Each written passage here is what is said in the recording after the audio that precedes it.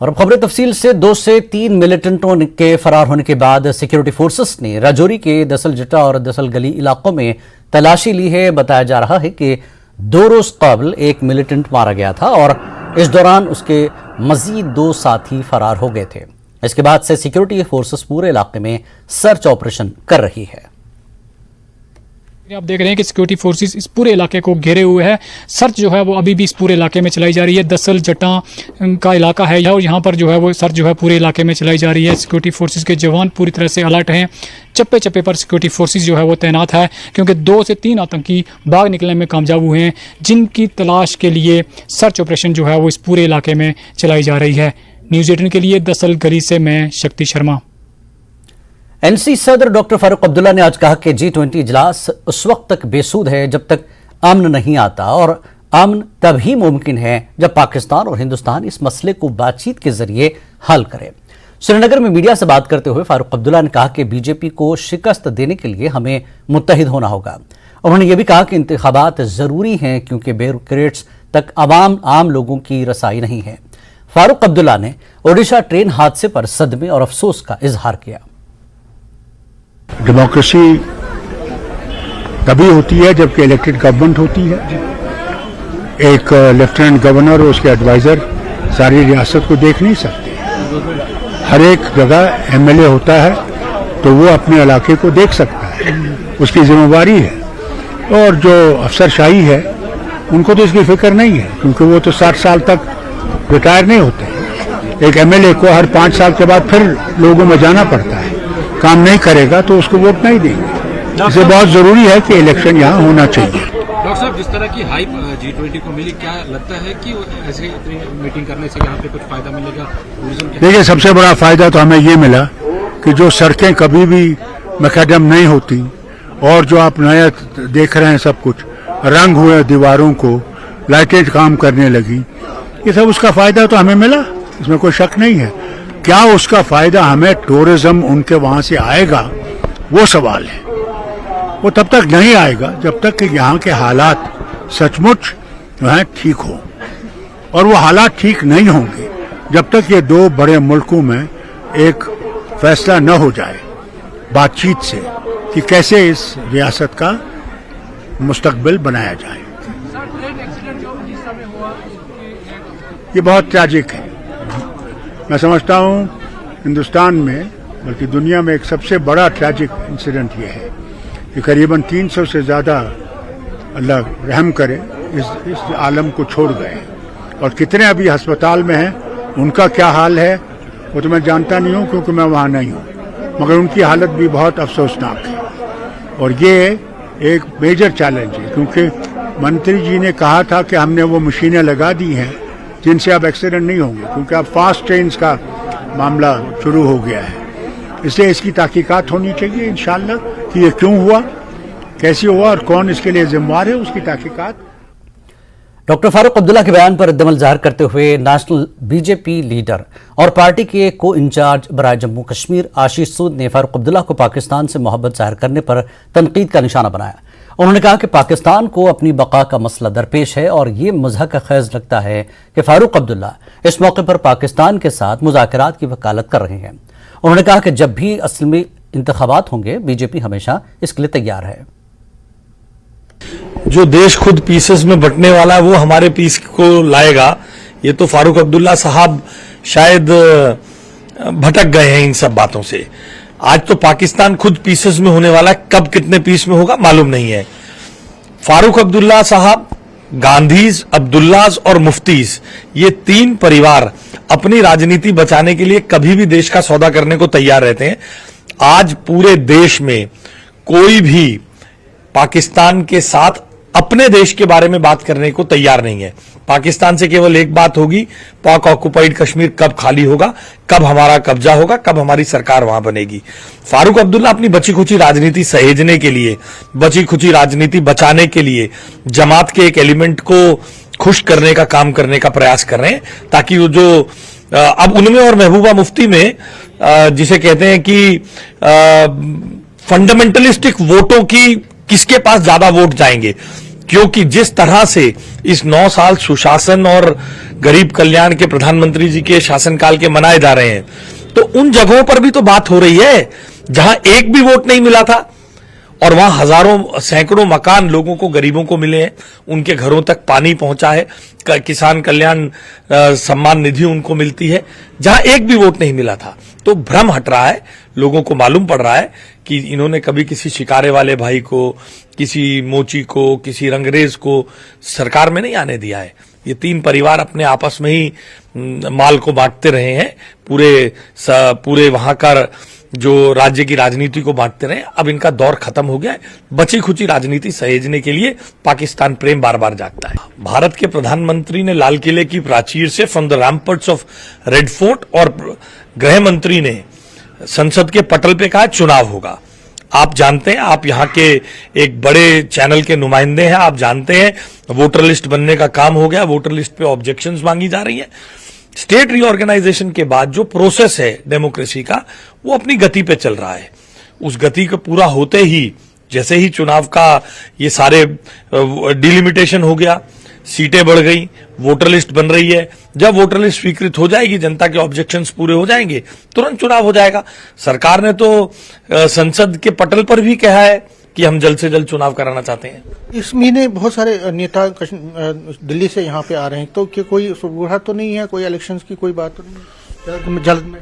देखिए, आपके माध्यम से तो लोग हम पे आरोप ही लगाते रहते हैं, हम सारा दिन चुनाव ही लड़ते रहते हैं, तो कब भी क्या होगा ये तो मैं भी नहीं बता सकता, क्योंकि चुनाव कराना भारतीय जनता पार्टी या केंद्र सरकार का जिम्मा नहीं है, वो एक स्वायत्त बॉडी है, चुनाव आयोग, उसका जिम्मा है।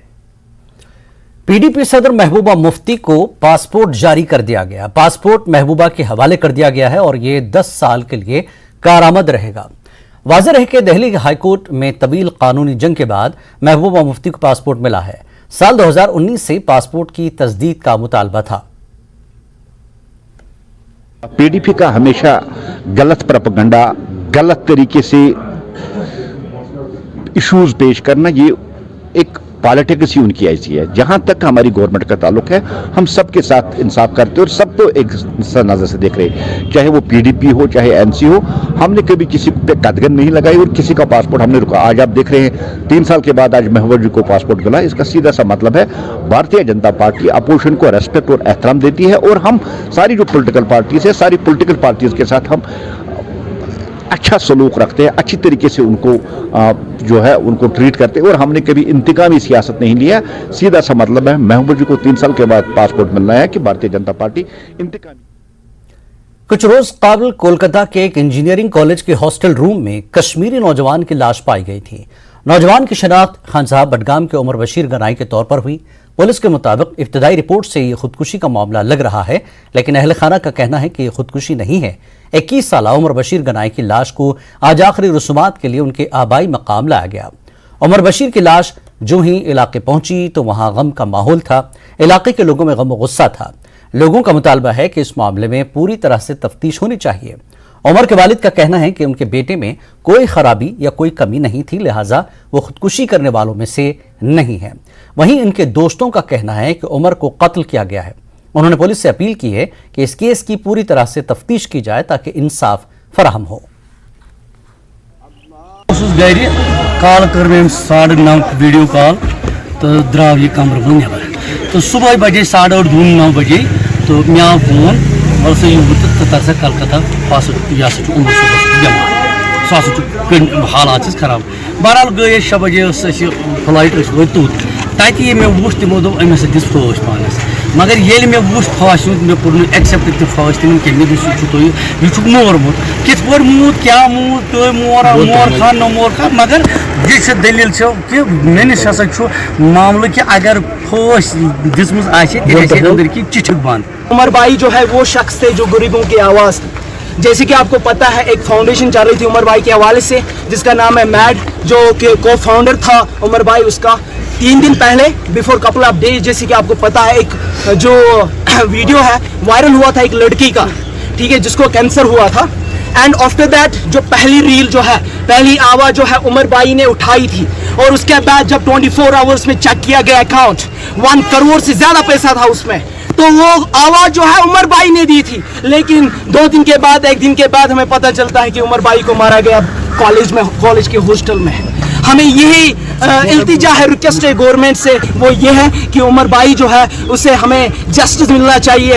2-3 दिन पहले मैं ये सोशल मीडिया चेक कर रहा था, तो मुझे एक मैसेज मौसूल हुई कि जिसमें मैंने पाया कि कुछ सीन हुआ है हमारे एक फ्रेंड कोलीग के साथ, जो पेशे से एक इंजीनियरिंग स्टूडेंट है, जिसके साथ एक सीन हुआ है। लेकिन फर्दर इन्वेस्टिगेशन करने के बाद जब फैमिली को बुलाया गया कॉलेज के ज़रिए से, तो वहाँ पे कुछ अजीब ही दास्तान थी कि ऐसा लगता था कि सीधे ऐसा लगता था कि एक सोचा समझा कत्ल किया गया है। कुछ रोज कबल कोलकाता के एक कॉलेज में उमर बशीर धनाई की हॉस्टल रूम में लाश पाई गई और आज उनकी जो लाश है आबाई इलाके पहुंचाई गई। और जब उनकी लाश यहाँ पहुंची, यहाँ पर गम का माहौल था, लोगों ने गम व गुस्से का इजहार किया।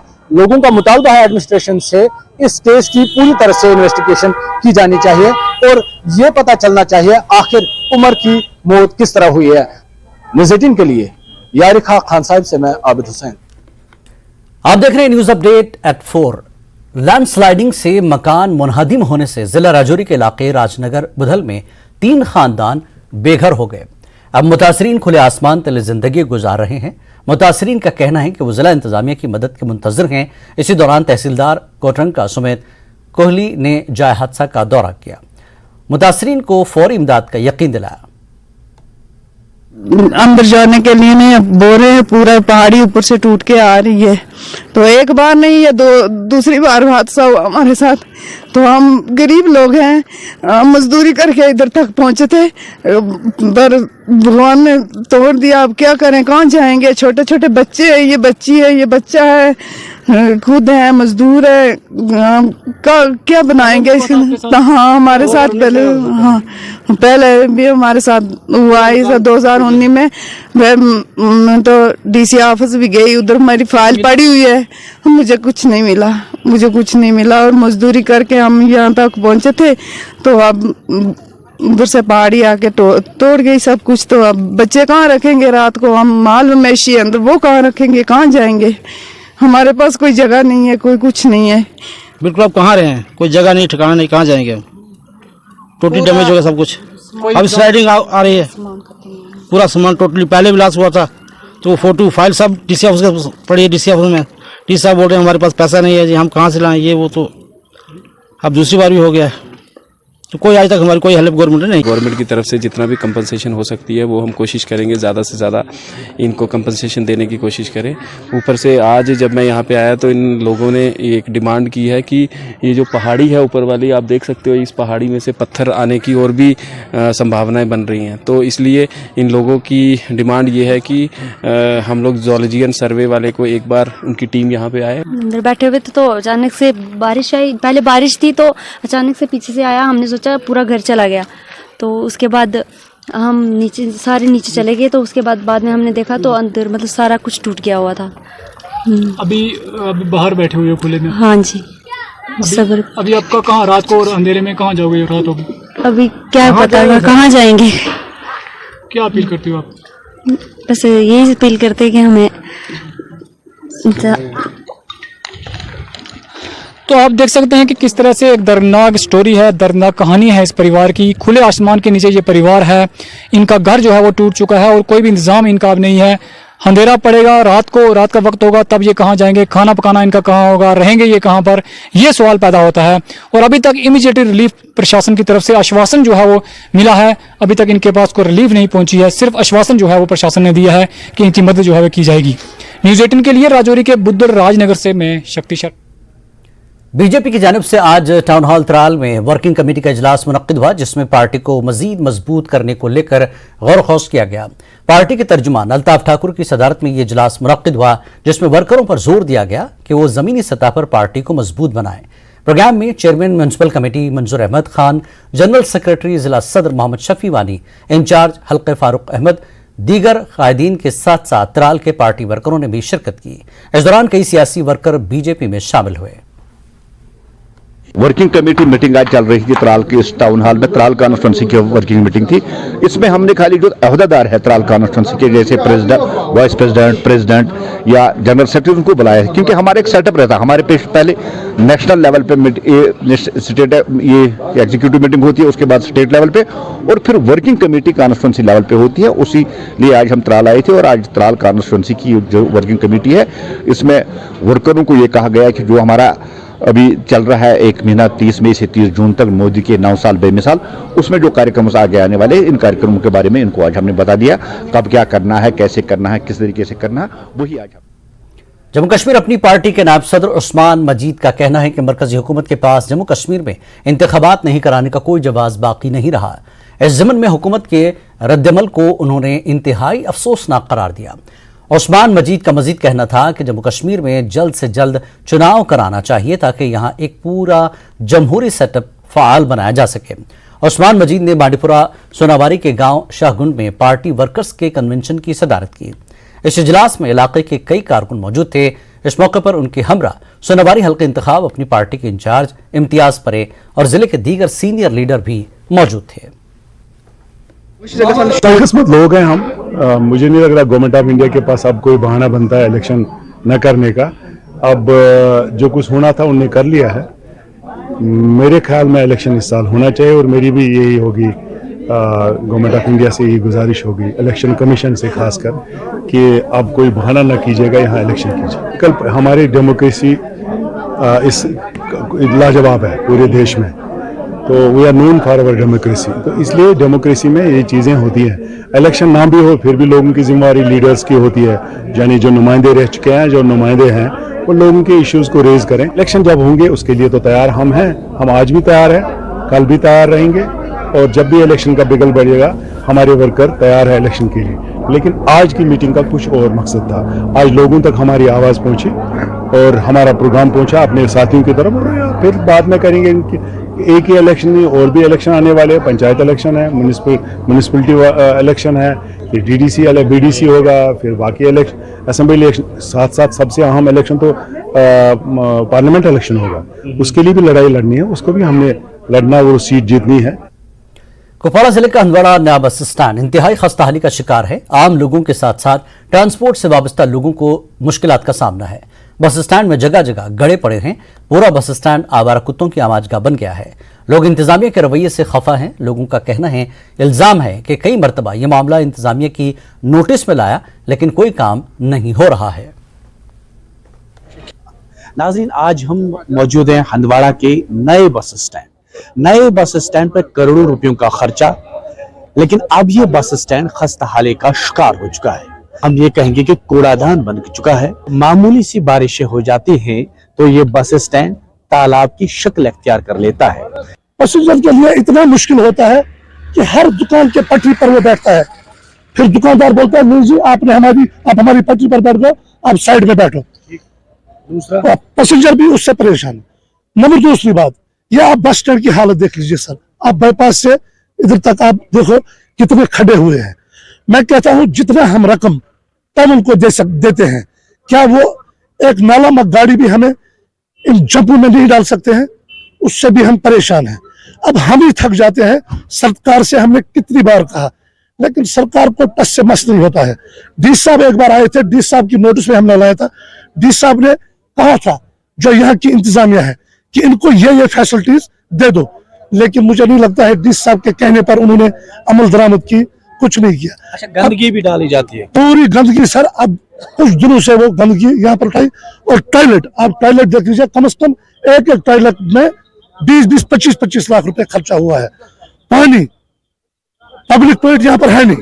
पानी जो दिया गया, सरकार ने जो पानी दी वो कुछ दुकानदारों को दी, पब्लिक टॉयलेट यहाँ पर नहीं रखा गया। सबसे पहले मैं न्यूज़ 18 का शुक्रगुजार हूँ कि वो यहाँ पे आए, हमें यहाँ पे शिफ्ट किया गया। लेकिन हमारे साथ ये वादा किया गया था कि हर कोई स्टैंड जो भी है, चाहे सोमो है, चाहे मैजिक है, चाहे बस है, कुछ भी, वो यही से रन करेगी हर किसी एरिया में। यही उम्मीद है, यही दुआ है कि न्यूज़ 18 पर जो ही खबर नशर होगी तो इंतजामिया इस बात को संजीदा लेगी ताकि इनकी मुश्किलात का अजाला हो। साथ ही काश्तकार मेवा बागात में जरासीम कुछ अद्वियात का छिड़काव कर रहे हैं। तहम वहां महकमा बागबानी पुलवामा के माहिरीन ने दवापाशी करने से काबिल काश्तकारों को मशवरा दिया कि वो महकमा बागबानी के माहिरीन से राब्ता करने के बाद ही मेवा बागात में जरासीम कुछ अद्वियात का छिड़काव करें। मौसम में बेहतरी है कि उनको ये मौका इस वक्त है कि वो हमारे जो टीमें हैं या हमारे जो एक्सपर्ट है उनसे राब्ता करके उनसे पूछें कि हमें इस वक्त कौन सी दवाई करनी है, क्योंकि यह ऐसे हम नहीं बता सकते हैं कि कौन सी दवाई करेंगे, क्योंकि हमें पहले देखना होता है कि हिस्ट्री देखनी होती है कि इसने पहले कौन सी दवाई की है, अब इसको कौन सी दवाई करनी होती है। अगर कोई किसी भी जो भी ऑर्चर्डिस्ट है इसको दवाई छिड़कनी होगी वो हमारे साथ राब्ता करे, हम उसको पूछेंगे कि उसने पहले कौन सी दवाई की है, तो हम इस वक्त उसको वो दवाई दे सकते हैं ताकि इसका बाग जो वो सेफ रहे। मतलब जो भी वो दवाई करे, मैं यहाँ पे इनको अर्ज़ करना चाहता हूँ कि कोशिश करें कि दवाई के साथ एक स्टिकर ज़रूर मिलाएं। अगर सिर्फ बारिश भी होगी फिर तो वो मौसर दवाई फिर भी मौसर होगी। हज़रत इमाम खुमैनी की 34वीं बरसी की मुनासिबत से दारुल कुरान ज़ैनबिया सैपुरा मगाम में तकरीब मुनक़िद हुई। इस तकरीब में इराक़ के मुजतहिद आलिम सैयद अली हुसैनी सिस्तानी के नुमाइंदा हिंदुस्तान आका अशरफ अली गौरी और हौज़ा इल्मी गफरान माब लखनऊ के मुदीर सैयद रज़ा हैदर जैदी हिंदुस्तान और कश्मीर के दीगर मुक़्तदर उलमा ने शिरकत की। तकरीब में मुख्तलिफ मकातिब के बच्चों और लोगों ने काफ़ी तादाद में शिरकत की। तकरीब में उलमा ने इमाम खुमैनी के ईरानी इनकलाब और उनके सीरत के फ़लसफ़े को बयान किया। उलमा ने कहा कि इमाम खुमैनी दुनिया व वाहिद शख्सियत हैं जिन्होंने इस्लाम के निज़ाम को हर जगह कायम करने के लिए राह हमवार की। तकरीब में बच्चों ने भी तालीम का मुजाहरा किया। तकरीब से पहले सैपुरा में इमामिया हॉल का भी इफ्तिताह किया गया, जिस पर लोगों ने खुशी का इजहार किया। इमाम खुमैनी रहमतुल्लाह अलैह की बरसी है। जो इनकलाब आप लाए हैं, इस इनकलाब को सिर्फ इनकलाब इस्लामी कहना सही नहीं है, ये एक इनकलाब इंसानी है। यानी इमाम खुमैनी रहमतुल्लाह अलैह ने कहा था कि हमारा इनकलाब मुस्तज़फ़ीन के लिए, यानी समाज का जो कमज़ोर तबका है, कुचला हुआ तबका है, हम उसके लिए इनकलाब लेकर आए हैं। और आज देखें किस तरीके से कमज़ोरों को दबाया जा रहा है, उन पर जुल्म किया जा रहा है। दुनिया के हर खित्ते में इनकलाब खुमैनी की ज़रूरत है। हम इनकलाब सुना रहे हैं लोगों को, हमें इनकलाब को सुनाना नहीं है, सिर्फ हमें इनकलाब को पहुंचाना है। समझ लें कि हमारी जिम्मेदारी क्या है, फिर हमारे अंदर इतनी ताकत आ जाए अल्लाह के फजल से कि अपनी जिम्मेदारी को पूरा करें। इमाम खुमैनी रज़वानुल्लाह ताला अलैह का जो इनकलाब था वो मानवता और इंसानियत और खुसूसी तौर पर ईरान में जो जुल्म बर्बरियत का निज़ाम कायम था, जो साम्राज्यत का परचम लहरा रहा था, उसको मिटाना था। और ख़ुद जो इमाम खुमैनी के लिए आइडियल थे वो हज़रत इमाम हुसैन अलैहिस्सलाम और करबला की कुर्बानी थी। तो इस चीज़ को, इस पैगाम को हमें आम करना है। अपने घर से पहले शुरू करें, हम घर में जो है किसी पर जुल्म न करें, उसके बाद मुआशरे पर किसी पर जुल्म नहीं होना चाहिए, मुल्क पर किसी पर जुल्म नहीं होना चाहिए। तो ये इनकलाब जुल्म के ख़िलाफ़ है, तागूत के ख़िलाफ़ है, और इसका परचम बुलंद करना इंसानी और अक़ली और शरई फरीज़ा है, जिसको हम करते रहेंगे इंशाअल्लाह। इस बुलेटिन में फिलहाल इतना ही। नमस्कार।